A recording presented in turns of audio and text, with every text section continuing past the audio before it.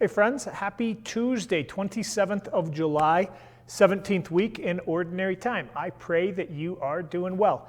I'll give you a reflection. I invite you to click the link over on the side and read the readings prayerfully, read the readings of the day prayerfully. If you haven't yet done so, then turn off the screen, spend a little bit of time in reflection before you continue to doom scroll through social media. First reading, we are kind of hitting the highlights of the book of Exodus. And the Gospel of Matthew, we are reading a little bit more slowly. The selection in the first reading, I think, is a little bit choppy. You can see if you look at the chapter and verses that we are getting a little bit of a condensed story. Moses experiences God face to face right after God tells him that you can't see God face to face and live. And then we have the giving of the law again. Remember, yesterday we had the story of the golden calf, and Moses broke the tablets on the base of the mountain. And so, we need now, documentary proof of the law of God. So we get the giving of the Ten Commandments again. What does strike me in the comparison of the Old Testament reading and the New Testament reading is lots of times Christian people will say, oh, I really like this Jesus, but boy, that God of the Old Testament, he is just judgy and angry and mean.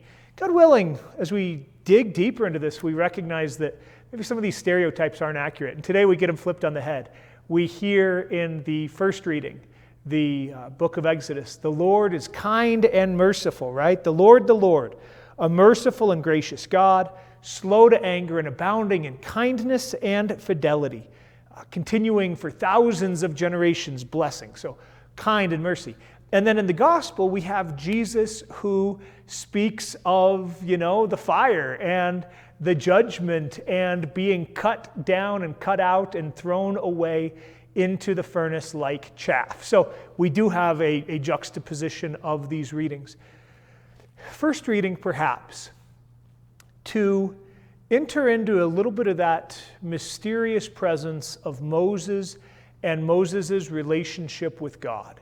This is clearly a deeply life-giving relationship that Moses has. As one who tries to lead people, I find Moses to be a wonderful model because Moses complains often about his own weakness, his own lack of skill. He does complain as well that as he tries to lead people, they don't want to follow him and they can at times be stubborn and stiff-necked, but he does it out of love for the Lord. And what makes Moses able to do it is Moses' relationship of intimacy with the springs of living water, with God.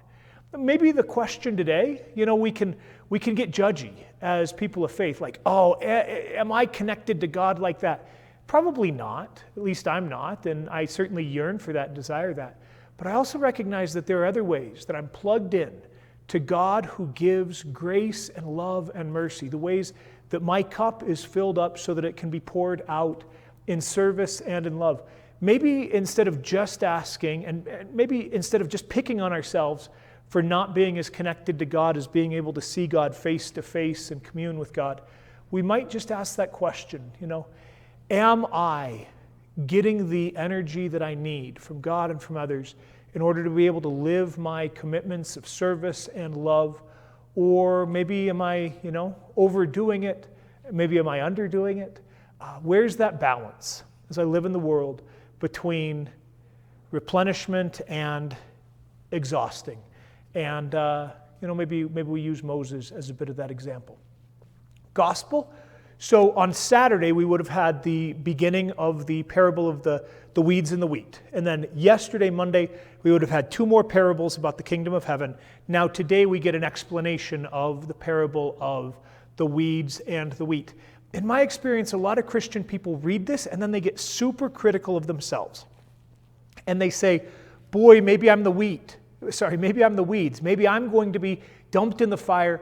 And then we wind up sitting in this shame in which we don't actually change anything, but we just feel bad about ourselves. Maybe instead, we would ask the Lord for a bit of that grace of insight or conversion, right?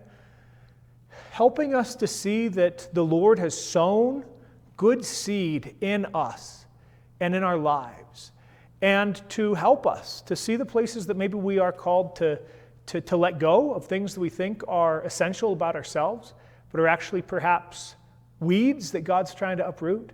To have that grace of conversion, not to just sit in shame, but to say, okay, maybe today I'm going to work on this particular thing. I'm going to turn it over into the grace of God and ask God for help with that. Okay. Anyway, sit with maybe that parable of the weeds and the wheat and let that be resonant and evocative in whatever way makes sense. There you go. That's a Tuesday reflection. Many blessings to y'all. Read the readings if you haven't yet, prayerfully. Turn off the screen. Spend some time with the Lord. Let's be praying for each other, especially praying for all of us as we encounter both the weeds and the wheat of this life, trusting that indeed God is in charge. Happy Tuesday, friends.